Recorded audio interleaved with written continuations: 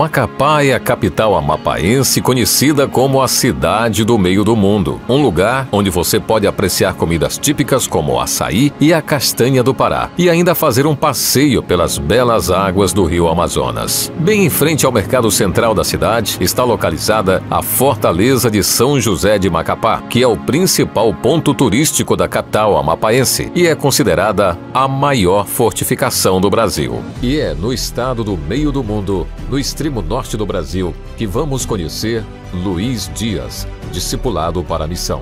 Eu era um homem muito farrista e a minha esposa católica, né? E ela não aceitava a mensagem da palavra de Deus. Mas a minha mãe, com aquele jeito carinhoso lá, por volta do ano de 96, e a minha mãe começou ali insistir com a minha esposa para aceitar o estudo bíblico e também para mim também aceitar o estudo, né? E a minha esposa dizia assim: não, dona Eunice, eu não aceito porque eu sou católica. Aí ela disse: não, minha filha, mas eu não estou convidando você para ir para a igreja, eu estou convidando você para conhecer a palavra de Deus, é só isso. Aí começamos a estudar a Bíblia. Toda sexta-feira ao pôr do sol, a minha mãe trazia um jovem, e esse jovem que ministrava o estudo bíblico, sendo que a minha mãe era semi-analfabeta, né? Mas ela tinha aquele poder de persuadir a pessoa para estudar a Bíblia, né? E ela levava alguém para ministrar o estudo bíblico. E ali a gente começou então esses estudos toda sexta-feira ao pôr do sol, e os estudos foram ficando interessantes. Só que havia algumas sexta-feiras que eu não estava presente, somente a minha esposa, porque eu estava lá no bar, ali fazendo a minha farra, bebendo. E às vezes eu me escondia, quando eu via a minha mãe passando, eu me escondia atrás de um bilhar. Então isso durou mais ou menos 2 anos de estudo bíblico, e algum irmão chegou a dizer que era tempo perdido.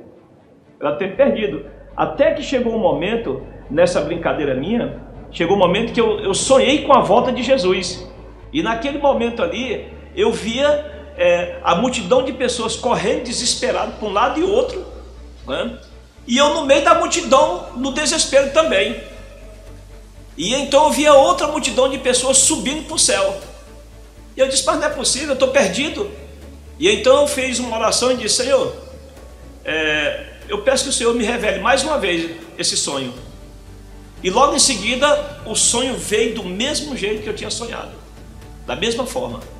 E aí então eu disse: então o Senhor está nos convidando para passar a eternidade com Ele.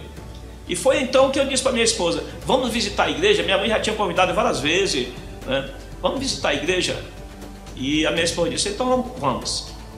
E aí, chegando lá, numa quarta-feira, tinha um irmão pregando uma mensagem muito linda, né? E ele então fez um apelo no final do sermão. E no final do sermão, desse apelo, ele disse que Jesus estava com os braços abertos ali, esperando para que as pessoas se lançassem aos seus braços. E ele disse: você que está nos visitando nessa noite, que já estudou a Bíblia ou ainda está estudando a Bíblia, parece que ele estava falando diretamente comigo e a minha esposa. E eu olhei para minha esposa e disse: vamos lá, é chegada a hora da gente entregar nossa vida ao Senhor. Então a gente foi lá e aceitamos ali o chamado de Cristo, e logo em seguida nós fomos batizados para a honra e glória de Deus.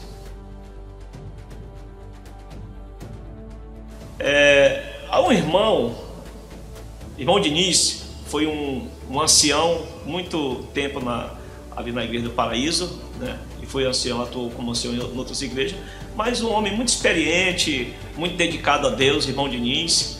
E o irmão Diniz foi o meu discipulador.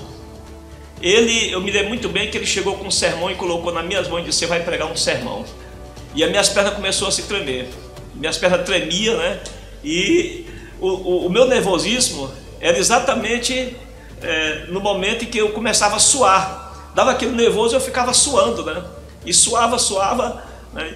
E quando ele me entregou esse sermão, as minhas pernas tremeu e eu comecei a suar também. Antes de pregar, ele só me entregou o sermão e disse: não se preocupe que eu vou lhe ajudar, eu vou lhe ensinar como pregar, né? Ele disse: tá, tudo bem. Aí o sermãozinho era pequeno, né? E ele me mostrou como era que eu deveria começar a mensagem, né? E me deu todas aquelas dicas ali. E então eu preguei o sermão, mas nesse dia eu suei bastante. suei bastante, né? Quando preguei aquele sermão ali. Bem, e depois a gente começou a se envolver nos estudos bíblicos. Ele me convidou para os estudos bíblicos e eu saí então, formei uma dupla missionária com ele. E me lembro muito bem que quando ele mandou eu ministrar o primeiro estudo bíblico, as minhas pernas tremiam e o suor descia também. E eu gaguejava nas palavras, né? E o irmão Diniz ali entrava para ajudar, né? E foi aí que eu comecei então a tomar o gosto pelo trabalho missionário. E daí não parei mais de fazer os trabalhos missionários, né? E me apaixonei totalmente pelo trabalho missionário de duplas missionárias. Então foi aí que eu aprendi realmente muita coisa importante e fortaleceu a minha fé no Senhor Jesus. Eu me lembro muito bem que nós montamos uma classe bíblica, foi na casa da irmã Fátima. A mãe dela estava muito debilitada, doente, e ela não aceitava a mensagem da palavra de Deus. E ela tinha raiva de adventista. Só que ela estava doente, e eu me lembro muito bem que a Fátima disse para mim que a mãe dela queria uma visita minha. E então eu disse, vou com todo prazer. E fui lá, fiz a visita a ela, e falei da volta de Jesus para ela, falei da ressurreição do justo, que Jesus vai voltar e vai ressuscitar todos aqueles que aceitarem o seu convite, né? E então eu fiz um apelo a ela, o coraçãozinho dela, e aquela velhinha que era católica, ela disse que ela aceitava esse convite. E tempo depois ela faleceu. E então eu disse assim, Fátima, a família está um pouco triste, né? E esse é um momento propício para que a gente possa então evangelizar a família, né? Então vamos então fazer uma classe bíblica aqui. Só que aí estava dando bastante pessoas e eu disse, vamos transformar num pequeno grupo. E ali estava o Daniel Cardim também junto comigo ali nesse trabalho missionário, né? E então todas as sextas-feiras a gente ministrava estudo bíblico ali. E chegou um dia que dava entre 15 a 20 pessoas ali presentes naqueles estudos bíblicos. E eu sempre abri o espaço para os irmãos fazerem perguntas, né? Aliás, para os visitantes fazerem perguntas. E então, ao terminar aquela série de estudo bíblico, que terminou mais ou menos no final do ano, né, em dezembro, nós tivemos ali uma grande colheita ali de 7 almas batizadas, inclusive a irmã Laodiceia e o esposo dela, que se batizou também. Nós batizamos 7 pessoas ali. E desse pequeno grupo, surgiram mais 5 pequenos grupos depois desse pequeno grupo, e que resultou também no batismo de mais 11 pessoas, depois de um trabalho já feito com a Laodiceia no outro pequeno grupo da mesma família. E a Laodiceia levou mais 11 pessoas ao batismo ali, para a honra e glória de Deus. Teve sábado que eu cheguei a ministrar 11 estudos bíblicos. 11 estudos bíblicos. E eu me lembro muito bem que eu chegava em casa por volta de quase 8 horas da noite, né? E eu tinha que...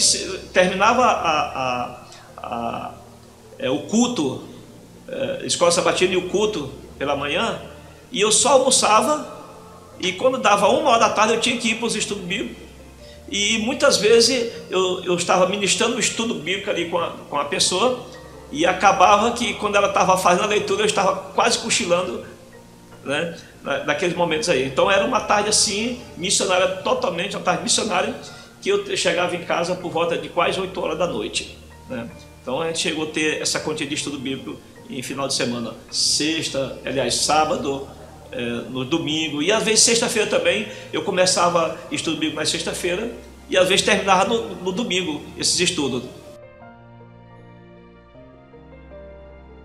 O apelo aqui é que os irmãos sejam envolvidos nas duplas missionárias.